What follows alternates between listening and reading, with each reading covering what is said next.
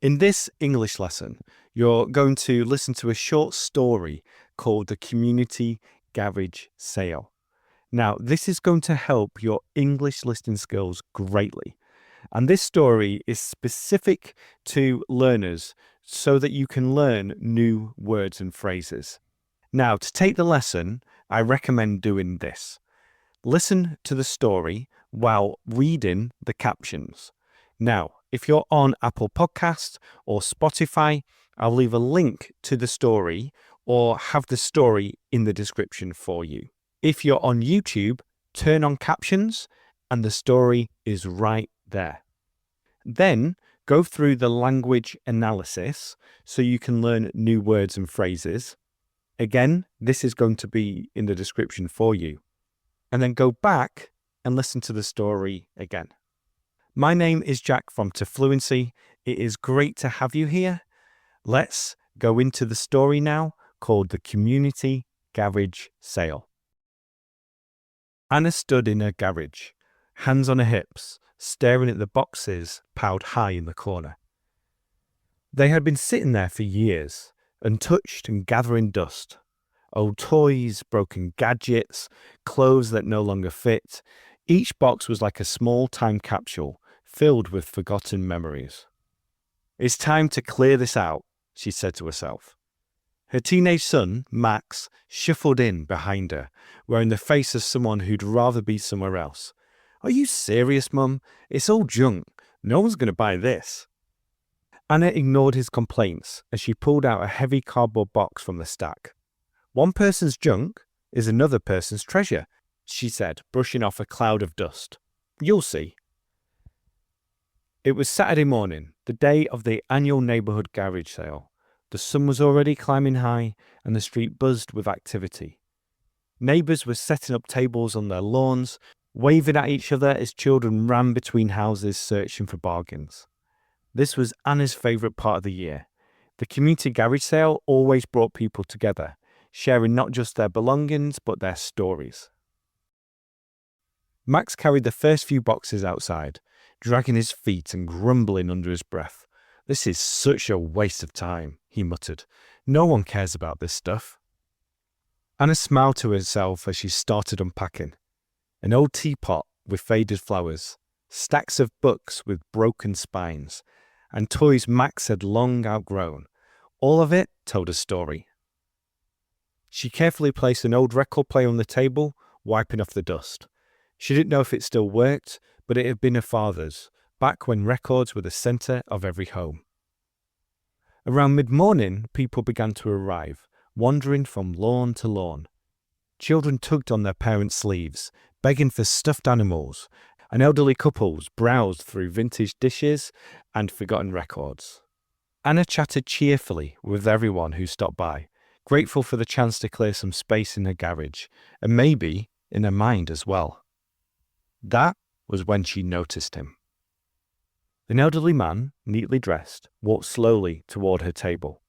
He moved with care, as though each step required effort. His cap shaded his face, but his eyes were focused on something he was looking for.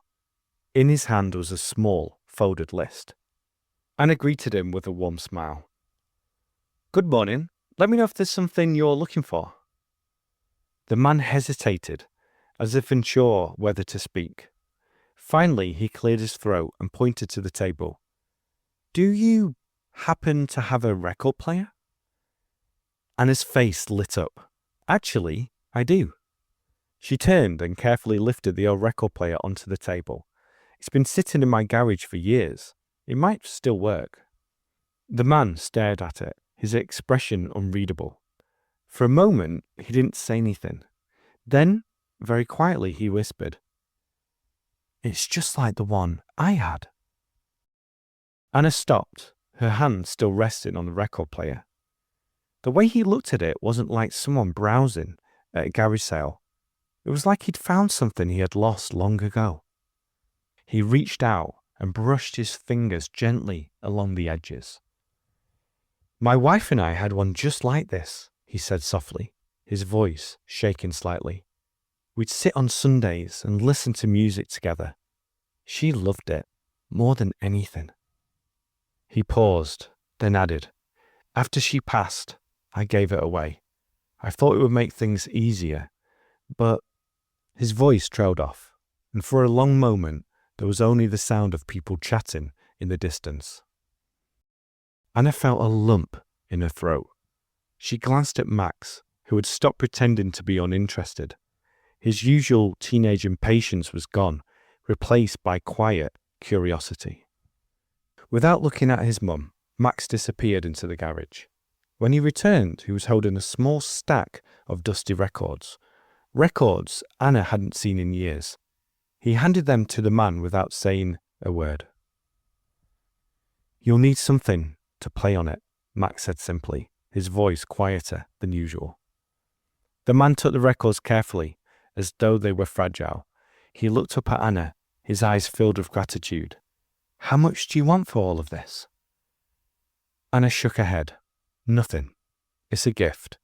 It was just sitting in the garage, waiting for the right person." For a moment, the man didn't move. Then he nodded, his cap casting a shadow over his face.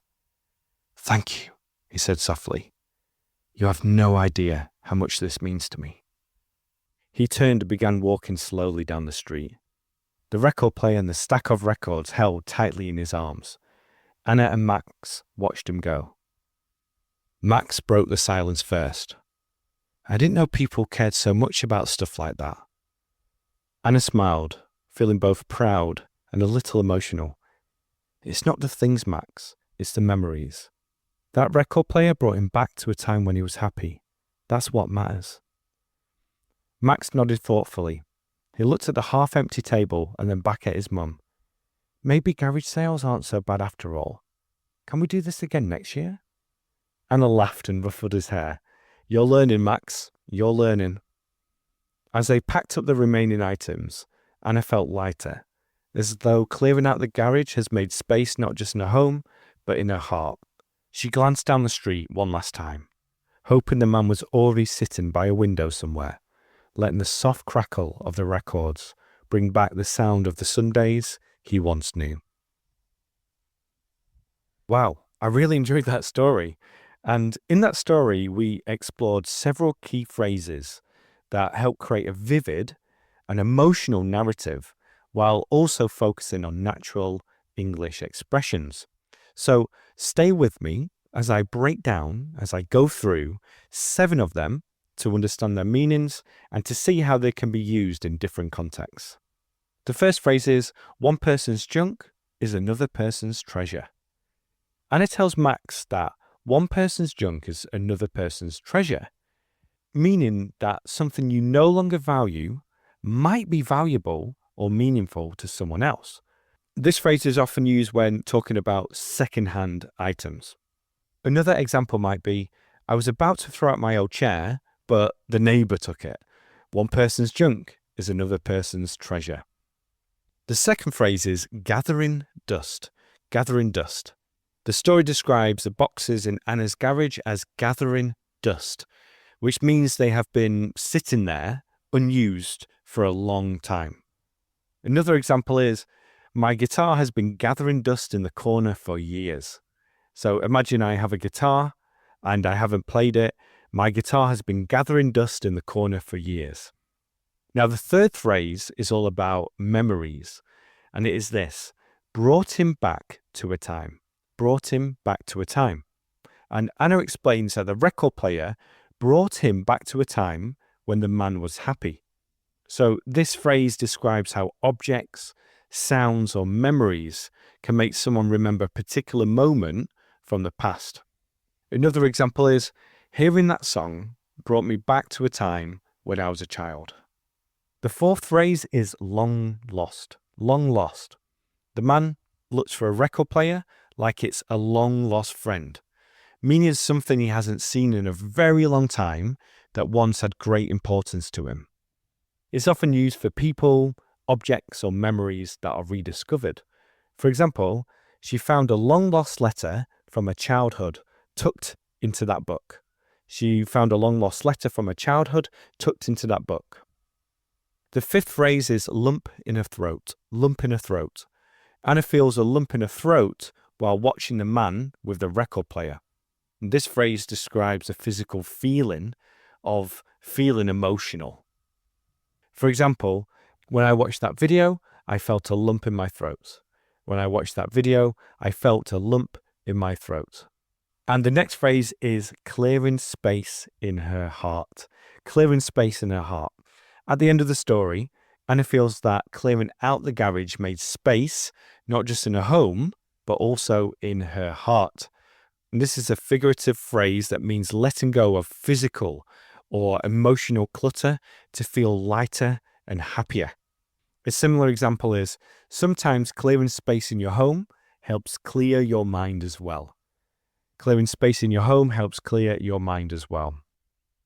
The last phrase is unspoken understanding. Unspoken understanding. When Max silently brings out the stack of records, there's an unspoken understanding between him and his mum. This phrase refers to a situation where people understand each other without needing to say anything. Another example is, when she smiled at him across the room, there was an unspoken understanding between them. So those are the 7 key phrases from the story. What I recommend you do is go back to the story and listen to it again. It's going to really help you learn English in a natural way. And I'll leave a note of the timing of the story so you can just find it very quickly. And then go to the description to learn the words and phrases and to learn about the best English learning resources and other episodes and videos I've made that you're going to find useful. Be sure to share this story and this English lesson with a friend. Subscribe to the podcast or the YouTube channel if you are new. And thank you so much for being here. I'll speak to you soon. Bye for now.